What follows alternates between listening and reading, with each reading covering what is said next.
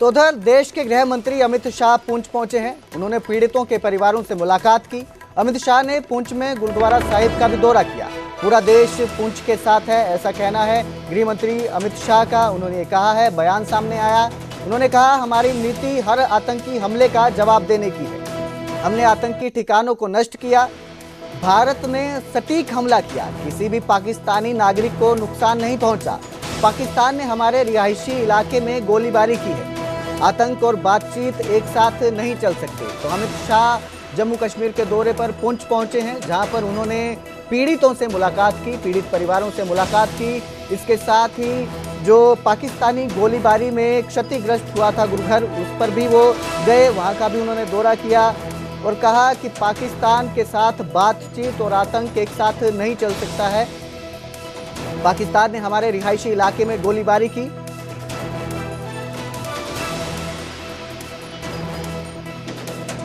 ने जो घोर निंदनीय, हम जिसकी निंदा करते हैं, ऐसा हमला किया, रिहायशी इलाकों में हमला किया, धार्मिक स्थानों पर हमला किया। वो हमले में जो हमारे नागरिक हताहत हुए हैं, उनके परिजनों को सरकारी नौकरी देने का, उसका अपॉइंटमेंट लेटर देने का एक कार्यक्रम यहां पर आयोजित किया है। हम सब जानते हैं मुआवजा, ये सरकारी नौकरी, इससे आप सबके जीवन में जो क्षति हुई है, इसकी परिपूर्ति नहीं हो सकती है। परंतु ये प्रतीक है, जम्मू कश्मीर सरकार, भारत सरकार और समग्र देश की जनता की जो भावनाएं आपके साथ जुड़ी है, इसका ये प्रतीक है। समग्र देश इस घटनाक्रम में आपके परिवार की जो क्षति हुई है, इसमें आपके साथ चट्टान के साथ खड़ा है। अब बात करेंगे दिल्ली के आदर्श नगर की, जहां शोरूम में जमकर हंगामा हुआ। एसी सर्विस को लेकर जमकर बवाल काटा गया। बहसबाजी के बाद ये जो विवाद है, ये हिंसा में बदल गया।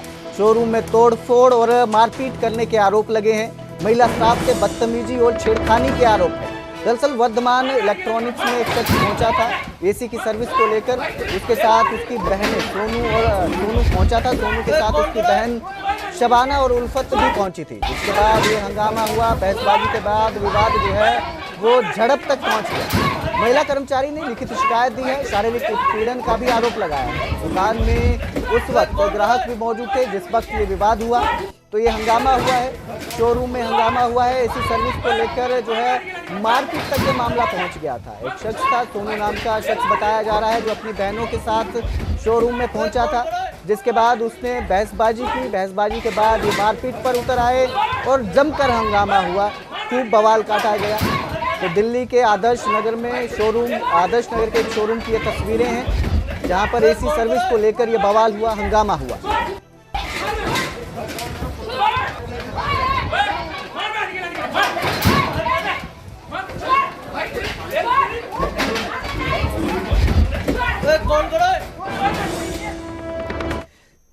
हरियाणा में 31 मई को 8 बजे से लेकर 8:15 तक मॉक ड्रिल की जाएगी। इस दौरान ब्लैकआउट रहेगा। गृह सचिव सुमिता मिश्रा ने बताया कि पूरे प्रदेश में ये सुरक्षा अभ्यास किया जाएगा। इस दौरान 32,000 सिविल डिफेंस वॉलंटियर्स को भी शामिल किया जा रहा है। उन्होंने स्पष्ट किया कि ये केवल एक ड्रिल है, किसी भी तरह की अफवाह या पैनिक से बचें। सरकार ने सभी जिलों को इस संबंध में निर्देश जारी कर दिए हैं। ये दूसरा हमारा मॉक ड्रिल है। पहला, जैसे आप लोग सब जानते हैं, ऑपरेशन अभ्यास था, उसके बाद ऑपरेशन सिंदूर हुआ। और इस दौरान हमने बहुत सारा ग्राउंड वर्क किया है, क्योंकि पहली मॉक ड्रिल एक्चुअली अभ्यास था। सिविल डिफेंस डिपार्टमेंट भी हमारा बहुत दिनों से एक तरह से डोरमेंट था। तो पिछले 2-3 हफ्तों में ही हमने पूरे स्टेट में 50 से अधिक कैंप्स किए हैं। करीब 32,000 वॉलंटियर्स हमने जोड़े हैं सिविल डिफेंस के साथ। और वो वॉलंटियर्स उसके साथ साथ एनसीसी, एनएसएस, हमारे नेहरू युवा केंद्र, इन सभी को मिला के ये मॉक ड्रिल की जाएगी। आइडिया बीइंग कि कई जो आपातकाल में कंटिजेंसीज होती हैं उनके लिए हम तैयार हों, उनके लिए हम प्लानिंग करें ऑपरेशन शील्ड के तहत। जैसे कि एयर रेड के लिए तैयारी हो, इवैक्यूएशन के लिए तैयारी हो, जो हमारी हॉटलाइंस हैं एयरफोर्स एंड आर्मी के साथ वो पूरी तरह एक्टिवेटेड हो, जो हमारे वॉलंटियर्स हैं उनको ट्रेनिंग हो, हर किसी को पता हो कि क्या करना है। सो उसके लिए हमने निर्देश भी जारी कर दिए हैं और ये कल यानी 31 मई को पूरे प्रदेश में हम ऑपरेशन शील्ड करेंगे। तो हरियाणा में कांग्रेस संगठन बनाने की कवायद तेज हो गई है। इसको लेकर राहुल गांधी 4 जून को चंडीगढ़ आएंगे, हरियाणा कांग्रेस नेतृत्व के साथ बैठक करेंगे। प्रदेश में पार्टी संगठन के ढांचे को लेकर मंथन किया जाएगा।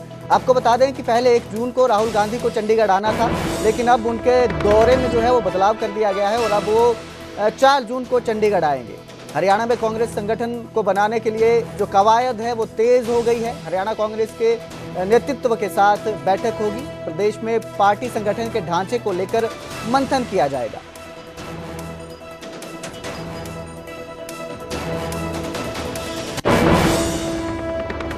तो हरियाणा में कांग्रेस संगठन को मजबूती देने के लिए अब 4 जून को चंडीगढ़ में बड़ी बैठक होगी। विधायक आफ्ताब अहमद ने बताया कि राहुल गांधी पहले 1 जून को चंडीगढ़ आने वाले थे, लेकिन अब 4 जून को आएंगे और अखिल भारतीय कांग्रेस कमेटी के पर्यवेक्षकों और प्रदेश नेताओं के साथ बैठक करेंगे। बैठक में संगठन को वजूद देने, मजबूती से विपक्ष की भूमिका निभाने और सरकार की नाकामियों को उजागर करने पर चर्चा होगी। कांग्रेस कार्यकर्ताओं में इस बैठक को लेकर उत्साह बताया जा रहा है।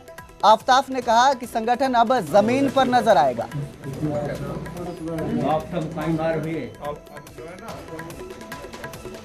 प्रस्तावित उनका प्रोग्राम था वो 1 जून के बजाय अब 4 जून को वो चंडीगढ़ में आएंगे और जो हमारे अखिल भारतीय कांग्रेस कमेटी के पर्यवेक्षक जो नियुक्त किए गए हैं 21 पर्यवेक्षक, उनकी बैठक भी लेंगे। हरियाणा के तमाम कांग्रेस के वरिष्ठ नेताओं से परामर्श करेंगे और संगठन को किस तरीके से सुचारू, मजबूत और वजूद में लाया जाए उसके लिए कार्रवाई शुरू होगी। मैं समझता हूँ कि बहुत दिनों से कांग्रेस के कार्यकर्ताओं और कांग्रेस के जो नेताओं को ये बड़ी बेसब्री से अपने संगठन का बनने का इंतजार था। मैं समझता हूँ वो बहुत जल्दी संगठन जो है वजूद में भी आएगा।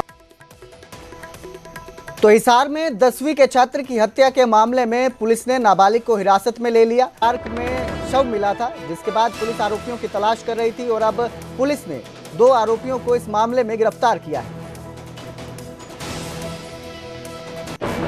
ये यमसू नाम का लड़का था, तो 28 तारीख को इसकी डेड बॉडी शहीदी पार्क में मिली थी। तो वहाँ पर जाकर हमने मौके का मुआयना करने के बाद में हमने से ये 2 और 1 दोनों टीम लगाई है, सच्चों की टीम ने काम किया। तो हमने इसको कल दोनों जो दोषी थे उनको गिरफ्तार कर लिया। आज उनको पेश अदालत किया जाएगा वो रिमांड लेके, जो आगे की कार्रवाई होगी या किस वजह से उसको की हत्या की है वो पूछताछ के बाद में आपको। तो उधर नारनौल में वार्ड में भरे गंदे पानी की समस्या से परेशान लोगों ने वार्ड पार्षद को बुलाकर उसको गंदे पानी में उतार दिया। इसके बाद उन्होंने पार्षद को पानी में चलने के लिए कहा। लोगों के दबाव में वार्ड पार्षद ने पैदल चलकर गंदे पानी को पार किया। वार्ड पार्षद के गंदे पानी को पार करते हुए ही लोगों ने वीडियो भी बना ली। स्थानीय लोगों का आरोप है कि वो कई बार इसकी शिकायत कर चुके हैं, लेकिन बावजूद इसके उनकी कोई सुनवाई नहीं हुई, जिसके बाद उन्होंने पार्षद को ही गंदे पानी में उतार दिया। बाहर से लेके आओ।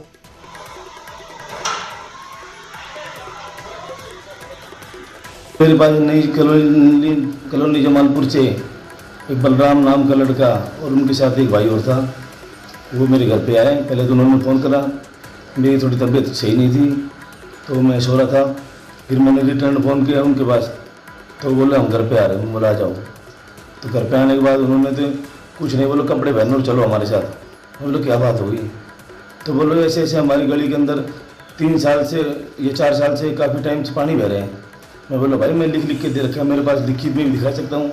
और मैंने फिर चेयरमैन पर्सन की जो लड़के हैं उनसे भी बात करवाई, उन्होंने भी कहा कि टेंडर लगा रखा है, लेकिन उन्होंने कुछ नहीं सुनी। बोले कपड़े पहनो। उसके बाद फिर मैं उनके साथ चला गया।